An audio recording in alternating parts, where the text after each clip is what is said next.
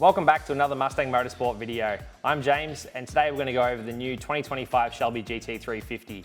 Now this vehicle is a new release from Shelby American, and Mustang Motorsport is proud to have it available here in Australia. So let's start with checking out what it looks like and the launch video from Shelby, and then I'll follow up with a bit of history and we'll go over the features of this new model. So it's really exciting to see another new Shelby from the guys over in Shelby American. Yeah, let's get into it.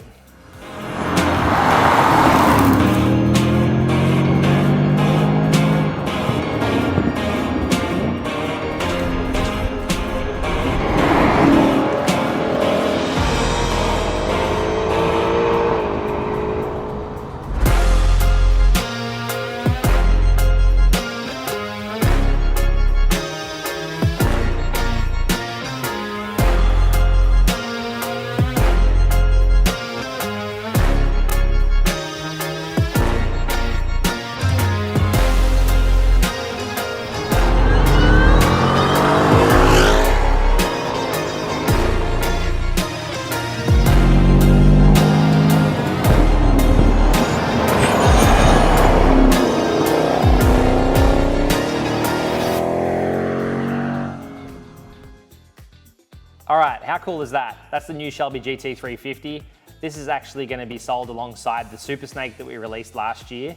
So the Super Snake is actually like the hamburger with a lot, I like to say. It's got everything changed on it. It's got 875 horsepower and extra cooling, axles, magnesium wheels, the lot.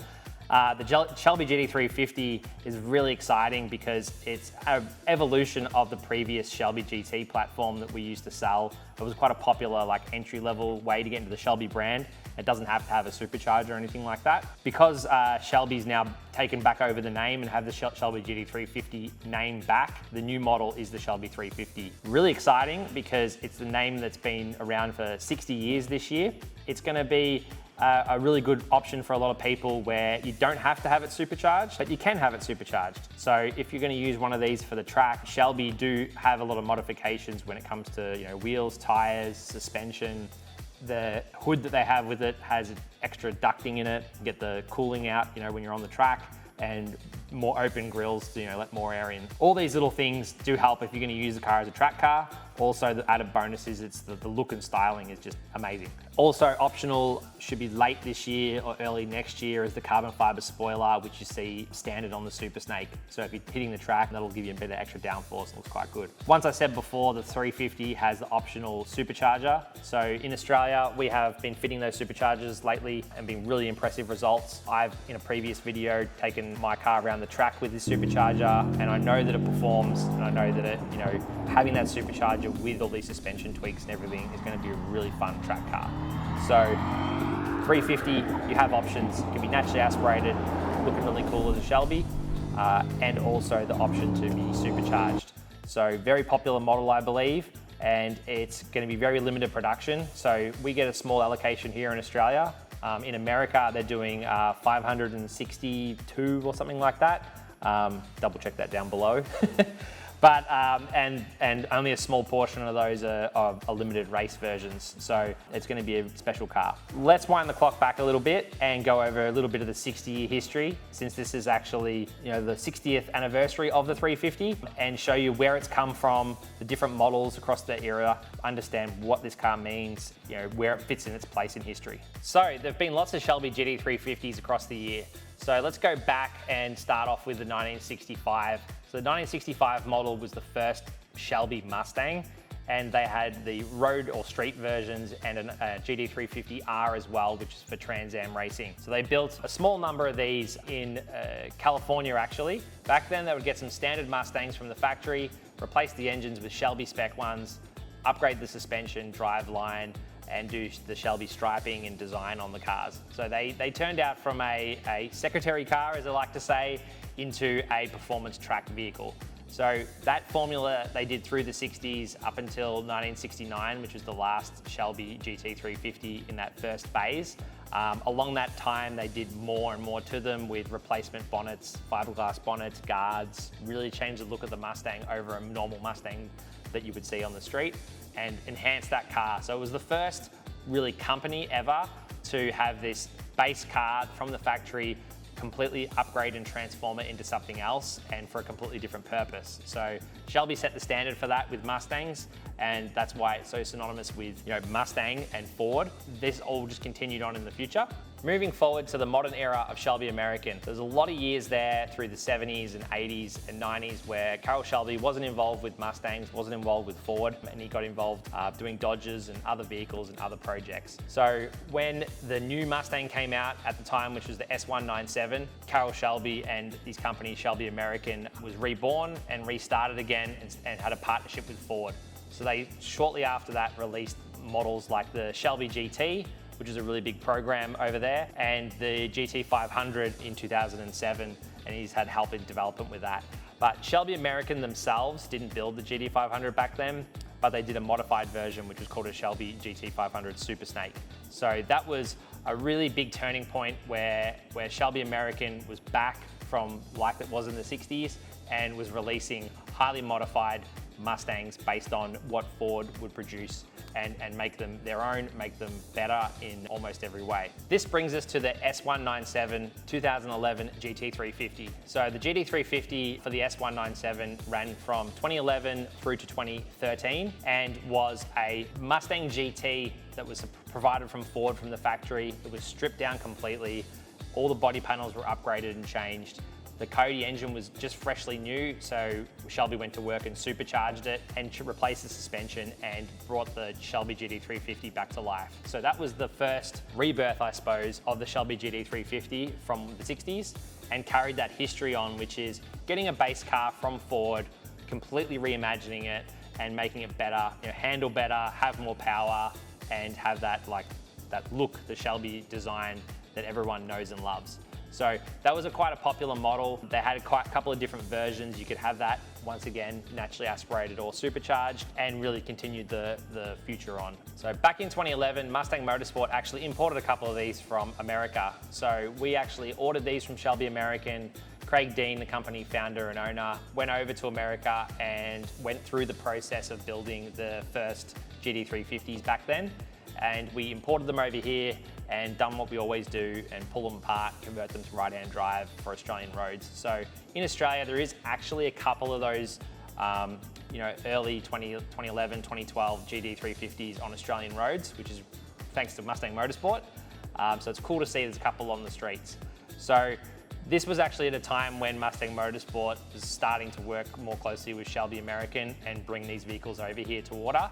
And this only just continued on in the future. In more recent history, Ford released the Shelby GT350.